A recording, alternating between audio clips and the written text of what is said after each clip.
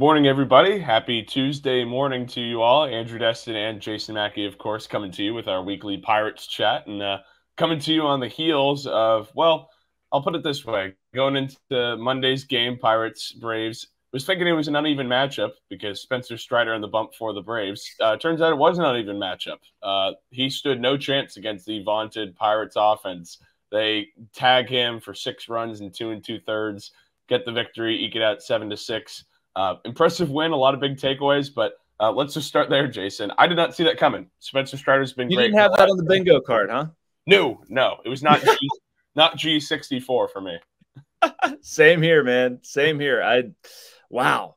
I love watching Spencer Strider pitch. I really do. And I also loved watching Spencer Strider just because it was great theater, get taken out of the game and like throw the ball to the dugout. Like he's sort of showing up as manager, but he was irritated. After the game, I went up to the MLB.com writer, Mark Bowman, and just to make sure that like my eyes corroborated what I thought I saw or whatever. And Bo was like, yeah, he was mad. I'm like, okay, good. So the guys that cover him realized like how agitated he was too. But you know, in most of it with 2 outs, right? Yeah. Like Connor Joe's grounder to short was the second out of the inning, and the Pirates just kept going. I thought they had some really, really, really good at bats. And that we're going to get into this more, Andrew, but I thought that kind of spoke to what the Pirates can be. They don't need somebody to put the ball over the fence. It would certainly be nice, and I'd like to see them add power as much as the next person. But if you're going to work walks, you're going to put the bat on the ball. They were more aggressive than they were in Milwaukee. I liked what this lineup did, and it just frustrated the heck out of Spencer Strider. Like he made some decent pitches, and the Pirates handled them very well. So again, I didn't have it on the bingo card. Spencer Strider's been absolutely incredible. I had some fun with the numbers in my game story about his strikeout total and the Braves being 18-4 when he pitched and all this stuff. I mean, he's just been so darn good, and the Pirates handled it. Yeah, it got after him, and it was that lineup, like you said. I mean, yeah, you had Connor Joe at a home run. I believe it was in the 4th inning, the 7th run for the Pirates. But aside from that, it was just keeping the line moving. I think it was, everybody who started, every position player who started had a base hit except for Alika Williams, and he's somebody who had been hot during that Milwaukee series. So, I mean, a takeaway that comes to mind for me is that, yeah, if you have a deep lineup that maybe isn't the most power-ridden, which, the Braves lineup certainly is with their league-leading home run totals. But but if this Pirates team, but yeah, I mean, listen, it's you're under 500, 10 games south of it. Playoffs is obviously something that is a pipe dream, if that, at this point, right? You're playing for implications beyond that. You're seeing what you got that sticks. And if this is a team that, like take, for instance, Endy's hitting the ball well. Maybe he only goes 1 for 3, but he was hitting the ball well all night. Those are the kind of signs that you look toward as things to build on for the future, right? Versus, hey, we're looking for result-driven stuff tonight. It's the at-bats guys are putting together against really good pitchers, because you're going to get those pro at-bats from a guy like Andrew McCutchen, but the younger guys, the second time through, getting to Strider, I think that speaks a lot of volumes, right? This game to me was so maddeningly who the Pirates are right now. Yeah. Again, they knocked Strider out of the game. That was very impressive. You could point to other positives. Like I really liked what Carmen Mlodzinski did. Came in, got 4 solid outs. Even Angel Perdomo, pumping 95-mile-an-hour heat past 2 batters. That very important. Osvaldo Bido started the game in terrific fashion. His velocity through 3 innings was outstanding. And we'll talk about Bido here in a little bit and where that leaves him. But, some very enticing things. I liked what Henry Davis did in the 3rd inning. I hated what Henry Davis did in the outfield where he overran a ball. And that's a separate discussion about him playing right field. Jared Triolo, his catch at 3rd base, that was huge. If that thing drops in, I mean, that's a completely different game. It might be a Pirates loss, a very big catch. Andy Rodriguez has the double to get the Pirates going and then nearly gets picked off of first base the inning later. He had 1 ball squared away and then made a throw down to second base that was far closer than anybody would have liked. So, like, you're seeing these signs of positivity, of stuff like what this team can be once it grows up, right? And it's probably like any teenager. You're seeing little signs of maturity, and then you're like, oh, we got to work on this. That sort of stuff. And, that's the way I look at the rest of this stretch, Andrew, and the rest of the season, really. I just want to see more of the good moments and the teases for what this team can be and less of the growth moments or whatever, that, you know, the less of the Henry Davis overrunning a ball, the less of the ball squirting away from Endy, the less of how Osvaldo Bido looked in the 4th inning, that sort of stuff. Yeah, want to unwrap a couple of things you mentioned there. One being Jared Triolo just comes to mind, and I know we're going to talk about guys at positions that they're playing and whatnot, but I mean, the third base he's played, right? I mean, let's not get into that discussion. Yeah, it's looked really good, and it's his natural spot. And I know he's capable of a defender at a lot of other spots, and you got to see him play. I think it was 7 innings worth of ball at second base in Milwaukee. You know, capable of moving around the diamond. The bat, he's put the ball in play for a pretty good average, but the power's not there. He's an intriguing guy. I really don't know yet what the Pirates have in him, and I don't know if the Pirates know what they have in him yet. But what do you make of, like, I mean, Hayes is back. He's playing. He's not going to be quite every day as they kind of ramp him back up to speed. But, like, how would you kind of tackle this, what they're doing with third base with Triolo? Is that what, I mean, for the intermittent, right? Yeah, you get him out there twice, maybe 3 times a week, just as you keep working Hayes back. But what's the long-term plan after that? How would you navigate this Triolo situation, just given how the infield is kind of composed? And I guess also the outfield, because he played there a little bit in the minors too. I don't know. I don't like that. That's the easiest thing I can come up with. And right now, I honestly think this is set up perfectly for the Pirates, because Triolo, unless he hits for more power, I don't think can be your everyday first baseman. Just because he can play the position defensively, they need more pop. They need somebody over there that can put the ball over the fence. And Jared Triolo is not that guy. Now, I really like Jared Triolo as an option. I mean, if he's coming off your bench, if he's filling in various spots, I love the idea that he can go basically anywhere on the field and not be out of his depth. And we've seen that. Like, I didn't notice him whatsoever at second base. He was just fine. He can also play shortstop. He can also play the outfield, corner, infield, no big deal. But it's set up perfectly. And why I say that, you don't want to give too much on Ke'Bryan Hayes. Ke'Bryan Hayes also hasn't been very good. Obviously, defensively, he's been fine. But, you know, that his start since he's come back, I think 1 for 14, 1 for 15, 6 strikeouts, something like that. Like, he's not looked good. And so if he's healthy, I don't know. If he is healthy, it's non-productive. So, yeah, you're going to work Triolo in and give him opportunities. And, you know, maybe work him in some first base, bounce him around, whatever. Find out what you have in him. I don't know. And, I wish I felt more encouraged about Ke'Bryan Hayes than I do, certainly. And I think long-term, you just – like, they need power at one of those 2 spots, Andrew. Don't they? Like that, you can't not have pop at first and third. You're not expecting it up the middle, certainly. You know, you're going to get it from the outfield spots, but I would really, well, I shouldn't say that they won't get it up the middle, because you'll have O'Neal Cruz back. I wish that spot at first base had more power coming out of it, and Triolo doesn't serve that end. So I don't know. We'll see. But for the rest of the season, I'm fine with what they're doing.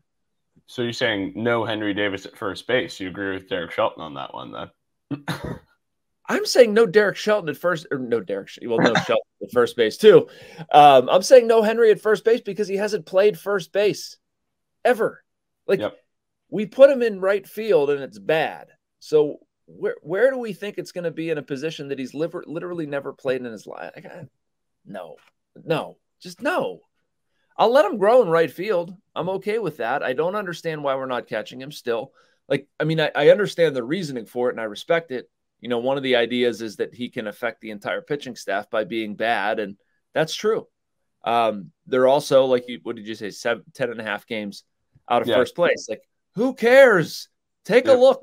If they lose a game, oh well. Like, you have to get the reason they took the kid 1-1 is for him to catch and add value behind the plate.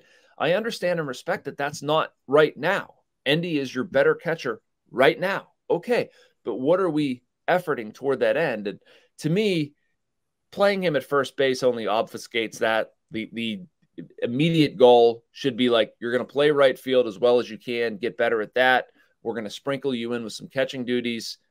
That should be Henry Davis's job description. I don't understand why the catching isn't more of a heightened part, but dude, I don't want to go to first base. Want Henry to go to first base. Like, I don't understand that, like, desire among Pirates fans. I feel like that's just, I mean, you're also taking one of the 2 best arms on the team and wasting it. Why? If you want to rip the Band-Aid off and say, this dude's going to be your everyday right fielder, we're going to live with it, and it might suck for the rest of the year, I can understand that more than I can him going to first base.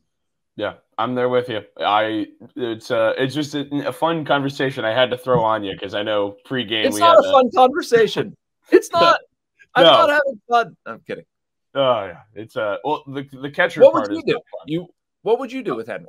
Oh, literally any position besides first base. His arm is like I'd put him at shortstop Henry at before shortstop. Thank you. yeah, I'd do that before first base. You have a cannon, use it. Like and right field's.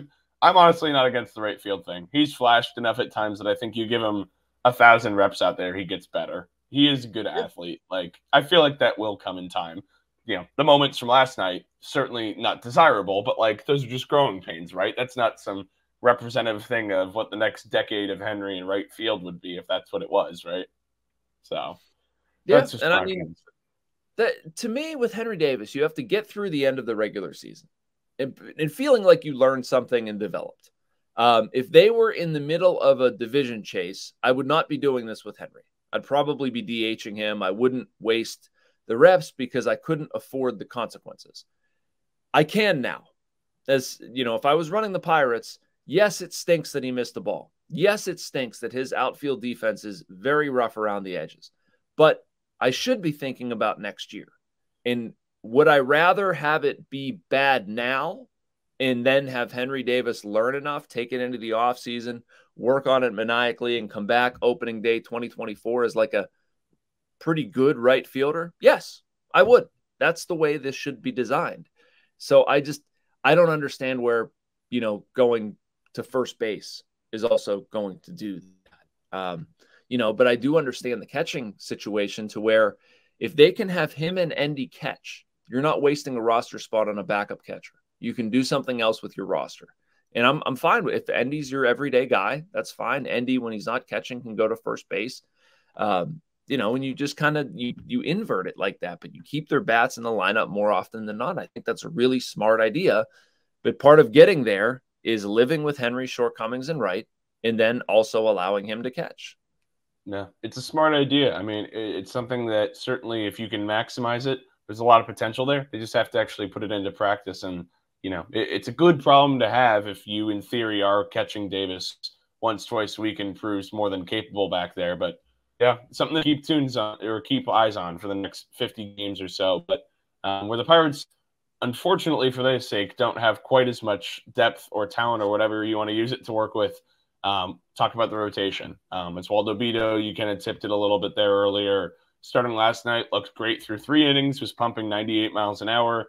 4th inning, things started to unravel. And post game, you and I both saw him hugging some teammates, which, as any baseball fan knows at this point, usually signals a move back down to the minors. So for Bido, likely on the way out. I believe you saw also, I did not, Yeri De Los Santos hugging teammates too. So let's just start there, I guess, with the rotation depth. I know basically right now you're looking at with Keller, Falter, Priester, and Oviedo. Now we can safely assume, for the sake of this podcast, that Bido out. How do you fill that 5th spot?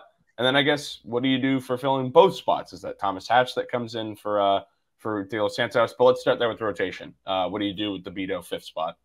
Yeah, Luis Ortiz. Yeah, that's the route I'm going there. I don't know that for a fact yet. I'm working on it, trying to get that confirmed or find out what they're doing. But that's the way I would go. And I think that makes the most sense. I think he's, has been better of late. I want to see what he has. He's a guy that you need to hit on. I think he's going to be ahead of Roansy Contreras in terms of who they're going to bring up here. But I think both of them need to potentially play parts in what the Pirates are doing.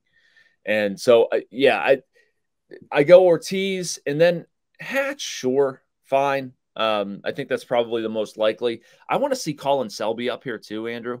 A 40-man guy. He's been pitching really well down there. Basically out of the closer's role, has racked up some saves, throws in the upper 90s. I think he's going to get a chance at some point, but it does seem a little coincidental that, they bring in Hatch. We don't quite know where he's being assigned. I guess for the time being, Indy, but they need pitching. Sending Yuri out, sending Bido out, that would make the most sense. I do like Bido. I know you asked more about the rotation spot, but sure. I am curious to see if they don't send Bido down and say, okay, you're a reliever now. We're going to work on you in 1, 2, 3 inning spurts. And I have a feeling this could be something the Pirates might try to do down the stretch. I think Ben Cherington kind of tipped his hand a little bit on his radio show after Andre Jackson pitched so well in Milwaukee in that 3-inning spurt. You might see more of like lengthier relief outings picked in specific situations. And Beto strikes me as that guy where, like, I'm good with you coming through the order one time. I'm not good with you going through the order 2 times. And I might not be good with you in high leverage situations. I think I'm going to leave that to like Mlodzinski, Holderman, maybe Perdomo, and then Bednar. But they need guys like Jackson, Beto to eat multiple innings there, especially if they want to maybe shorten some starts down the stretch. So to me, that's what makes sense for Beto, but maybe you take him back to the minors and let him get his, let him get a little bit more comfortable with that stuff. Yeah. No, what about you? What do you think? I'm black. No, you're good. It's there was a couple of thoughts that came to mind. Yeah, I'm right there with you on Luis Ortiz. He's certainly a name that comes to mind. I think Rose probably a little ways away, just given that, he's only pitched 2 innings, I think it was, in single A for Bradenton on either Friday or Saturday, coming back after some time in the complex league, kind of figuring some things out. He's certainly a name that comes to mind, but probably a ways away. But another one was Cam Aldred. I thought about him, but just given the way that the month of July went for him, had an ERA over 8, was kind of shuffling back and forth between that starting and relieving role after kind of finding lightning in a bottle as a starter in June, where maybe he could have had an opportunity there, but the timing wasn't quite right for him to come up here. He's certainly a name. And the one that comes to mind for me, and this might be a total long shot, but he it pops into the mind, so I think it's worth bringing up, is Jared Jones. I knew it. I knew it. I know right now he's probably not ready, in my opinion. I think the changeup still needs work.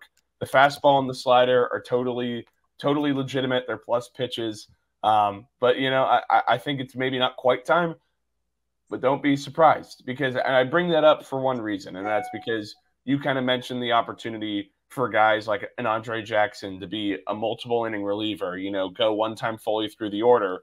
Well, Jared Jones, he's somebody that you could kind of protect and see what you have in him and give him a few starts and say, hey, we're going to have you go one time through, or maybe try to get 4 innings out of you rather than try and force it. And maybe that helps, even Quinn Priester, if you decide to go that route with him. That's me more speculating on my part than anything, but it's an interesting, thought exercise of just, hey, do you truly, for lack of better phrasing, you're rushing a guy in Jared Jones, considering he started the year in Altoona, and this is a guy who just turned of legal age at 21. So, I'm probably jumping the gun there, but Jared Jones enters the mind. I might be totally off base. I think you are, but I think it's a good discussion point. I think a lot of Pirates fans are probably eager to see Jared Jones, and for good reason. I totally understand it. I hope and want to see him up here too, and I think we will. I think it's too early, though. I don't know. I could be very wrong and get a text that says, Jared Jones is coming up right after we finish recording this, and then I'll look like a bonehead, but that's okay. If you're going to ask me what I think the smarter move is based on what they typically do, it's Luis Ortiz, and he's got more experience in the big leagues. Like, I'm all for giving guys Jared Jones' age, and he's 22. I thought he was 21 as well, Andrew. Right. But happy birthday. Yeah. When is his birthday? We just missed it? Yeah. We just missed it. August 6th. I'm sorry, Jared. Born a day before Sidney Crosby. Anyway, so he just turned 22. He's pitched well in AAA, not knocking the AAA work, but he's 8 games, 7 starts, 4.50 ERA, 40 innings, 15 walks, 48 strikeouts. I mean, that's pretty darn good. But that's not somebody I feel like I have to promote at this point. I just don't. I think Luis Ortiz, you deserve to give another shot to. He's been up here. He's proven himself. You're working on stuff. You want to reward that work. And seemingly, by everything we hear, he has shown improvement. He's done what was asked of him. He deserves a chance again. I think we see Jared Jones in September. I do, and I think they're going to have a need for it. But right now, I want to see Ortiz in that rotation. And frankly, it intrigues me, right? If you go Keller, Oviedo, Priester, Falter, Ortiz. There's some question marks with all of that, certainly. We've seen all of 4 innings from Bailey Falter, although I did like them. And I want to see guys down the stretch. I want to see Roback. I want to see Jackson Wolf get a chance. I want to see Jared Jones, like we're talking about. But for right now, to me, that's the more deserving first option because of what Ortiz has done in some of the flashes that he's shown. I mean, this is a kid, let's not forget, pitching the World Baseball Classic, like not by accident. You know, he's very good. Has had some problems, but he's very good.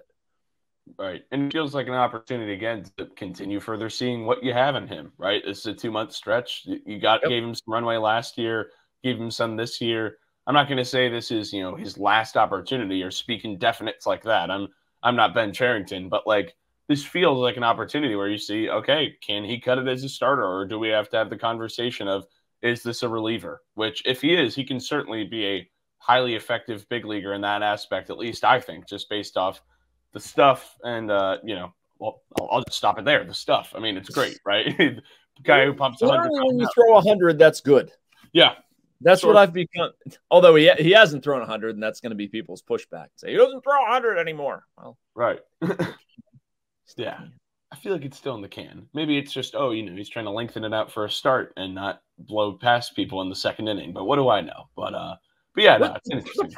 The problem, this is going to lead to my flipping out about something. I just hate how much they fill these kids' heads with. Hey, you're throwing 100 miles an hour. I'm not saying everything is great and like that should just get you a ticket to like not be coached. But there's a certain element of like what you're doing is really good. Just keep doing it. I'm going to leave you alone. Like if we had a really good writer on our staff, our sports editor, Ryan Wynn, probably wouldn't go in there and start like, so, okay, yeah, but you got to do this, this, this, this, and this, and this. No, you just let the dude do his thing. You know, that's what I mean. I just don't totally understand. We need to like worry about the speed of Rowanzi's delivery. Rowanzi's delivery was just fine. I feel like we're tinkering a little bit. Now, Ortiz, there was some concern about him tipping pitches. And if that's what we're working on here, I'm okay with that. I think it's bigger than that. But I think what you're seeing, and sorry, this is kind of a tangent that just it's sort of a sticking point for me. Like you see Priester, you see Rowanzi, you see Ortiz, all of their velocities have gone down. And it's not just because they, you know, they're not dealing with like ragged elbows and they're just deciding to pitch anyway. Like, have you ever tried to do something you're thinking too much? It's exactly what's happening here. And they're being forced to think about too much and not rely as much on natural athletic ability. It's just frustrating. I think it's in there, and I hope they have worked to untangle all of the things in Ortiz and Rowanzi, and they still have some stuff to do with Quinn in that regard. But like, I want to see these guys pitching more the way they have in the past, and less this, you know, almost like robotic way that like that's exactly the opposite of what the Pirates went into this thinking they were going to do, this player-centric culture. It's not player-centric to get players to adhere to your previous philosophy. That's what the previous regime did. That got them fired. That screwed up people's development. Don't be so adherent to this cookie cutter model. Let guys be themselves. They're going to have some faults.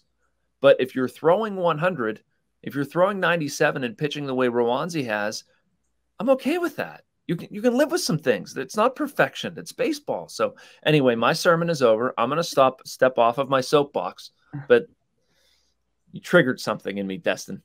Oh, I guess I did something right. That moment right there, Jason, is like when you're in a press conference and you get the question that finally gets to the manager, or finally gets the player rolling. Like, all right, we got him. Now we're good. Let's run it. Got him.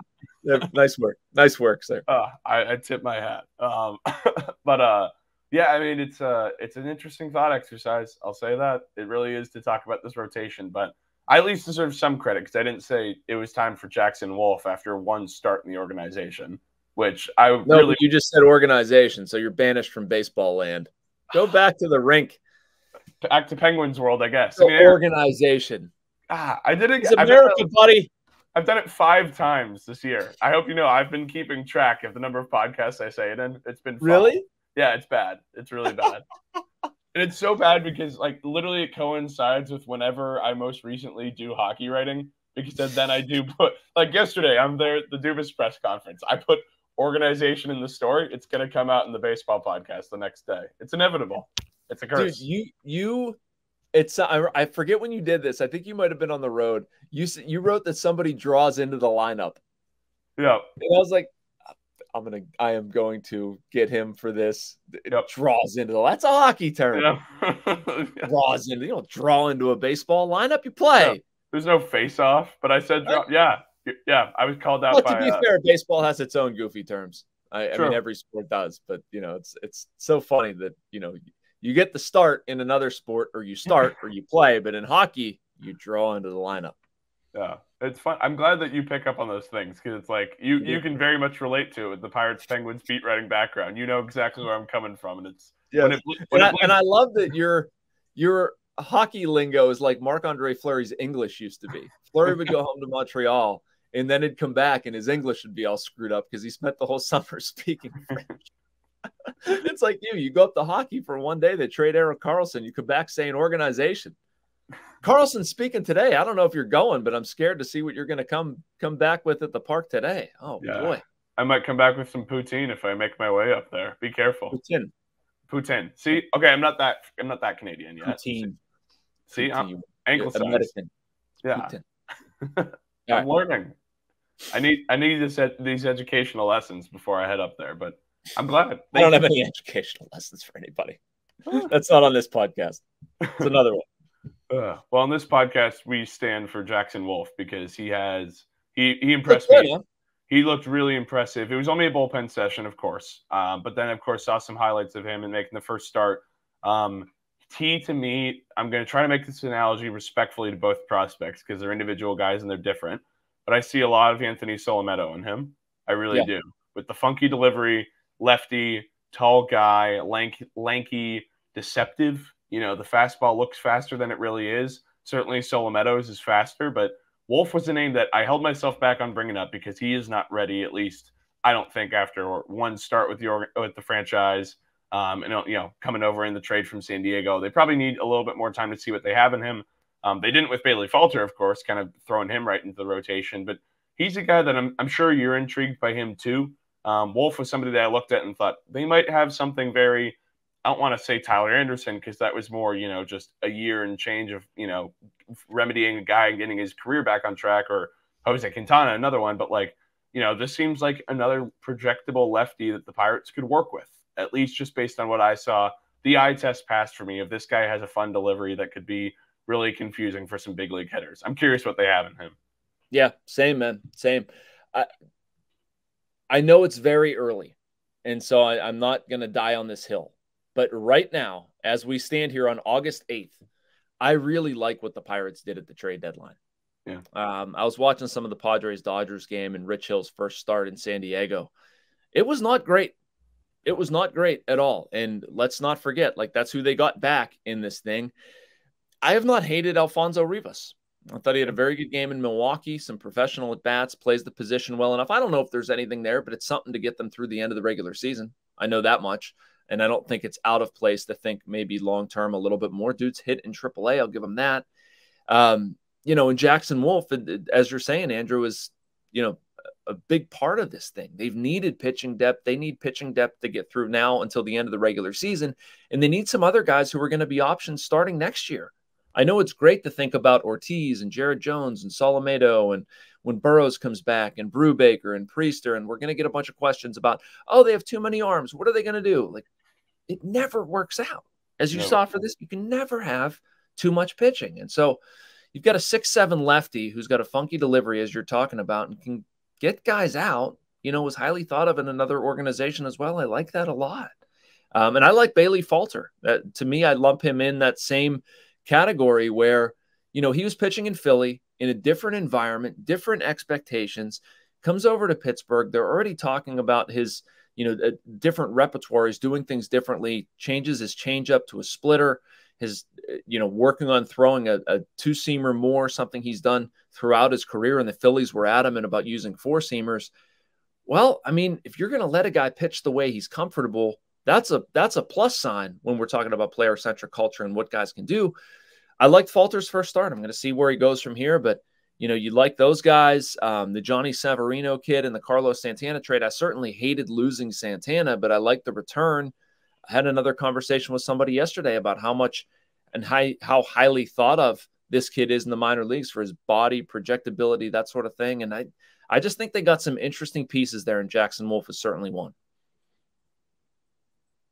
Yeah, no, certainly a lot of pieces. And you bring up Falter. I mean, he's somebody that, you mentioned, get a chance to see him in Milwaukee. I'm excited to see him on this homestand, because he kind of falls into that category too of guys who, hides the ball well and has some enhanced velocity or perceived velocity or term you want to use. Like, I'm excited to see that. And I thought, not to, it's really difficult to, I forget exactly who said this, but it was somebody on the national level talking about trade grades and how it's hard to do like right in the aftermath to evaluate trades. But it's like the early indications for me is I'm with you on the trade deadline. The Pirates approached this correctly in the sense that you weren't trading blue chip coveted, highly, what's the word I'm looking for? Retainable talent, stuff that you can, like Rich Hill, right? That's not somebody who have club control for 3 to 4 years, but you pair him with Ji-Man Choi, you got some legitimate guys back, or at least some guys that you think fairly highly of.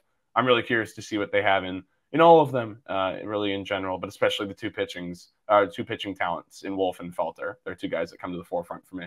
But anything else we might have missed here, Jason, or are we just kind of about tapping out in this week's talk?